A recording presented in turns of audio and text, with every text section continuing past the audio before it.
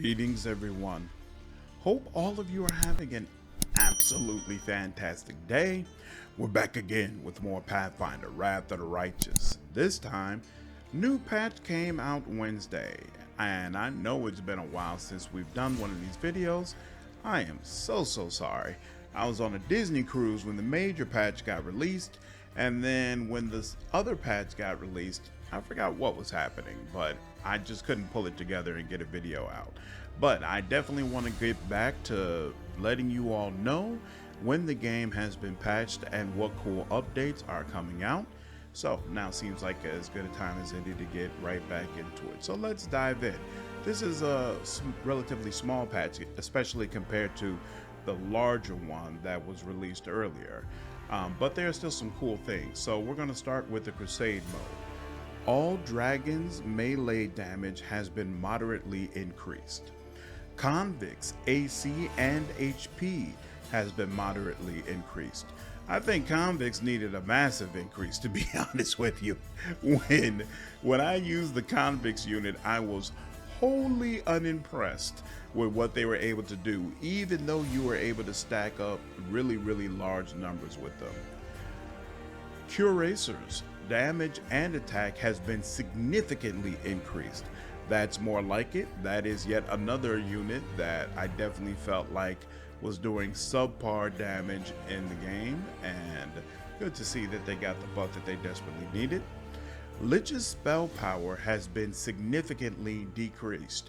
Right before I'm finally about to get to Act 5, they go ahead and start nerfing Lich Crusade mode. Thanks a lot. Thanks a whole lot. I've only been able to use the Lich unit once or twice, and it was during a time I wasn't even paying attention, so I don't know if this was a nerf that was actually needed. And then finally, Paladin's damage and attack has been moderately increased. Once again, I felt like this was needed. Was definitely wholly unimpressed with what the Paladins brought to the table, so maybe this makes them a more worthwhile unit. Moving on to classes.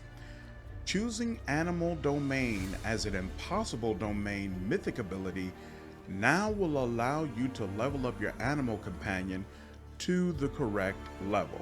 Not sure what that means because I've never chosen Animal Domain with the impossible domain mythic ability, but I'm going to make an assumption that when you do this, you lose the 4 levels that you would have for your animal if you were playing as a druid. And maybe it doesn't allow you a way to make up for that. Not sure, but hopefully whatever it is that was affecting it should be fixed. Evil Arushale's race has been changed. So used to be that Evil Arushale, when you got her, she was still an ascending succubus, which is the race that she has even when she's attempting to become more good and ascend. So it'll be interesting to check in and see what they've changed it to now. They have also fixed the maximal caster level for the scroll crafting for the characters with the appropriate class, such as Nanio. Not sure if there's what the actual issue was here, if maybe the caster level was too low when people like Nanio were attempting to use scrolls, but it should be fixed. Swarm Feast didn't automatically devour killed enemies in the area. So when you become a swarm, you get a couple of abilities that basically, if you use them against enemies, the ability should automatically devour that enemy once it's dead and bring it into the swarm. Sometimes that was not happening. And so now they're saying that it should be fixed because you don't want to have to manually go up to all the enemies that you kill and manually devour them. So the abilities that you have are supposed to take care of that for you automatically. And then finally for classes, Trickster's Demoralize ability with Persuasion rank 1 now only works on enemies, whereas before it was possible for you to demoralize or shake your own party members. And then the last update that I'll mention is that those of you who are using the domain ability Elemental Barrage might have experienced your computer crashing. That issue should now be fixed.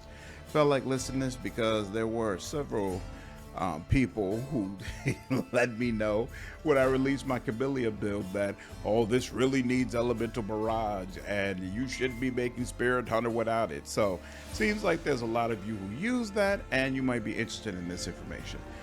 That is all of the notes that I felt like were really pertinent to my community.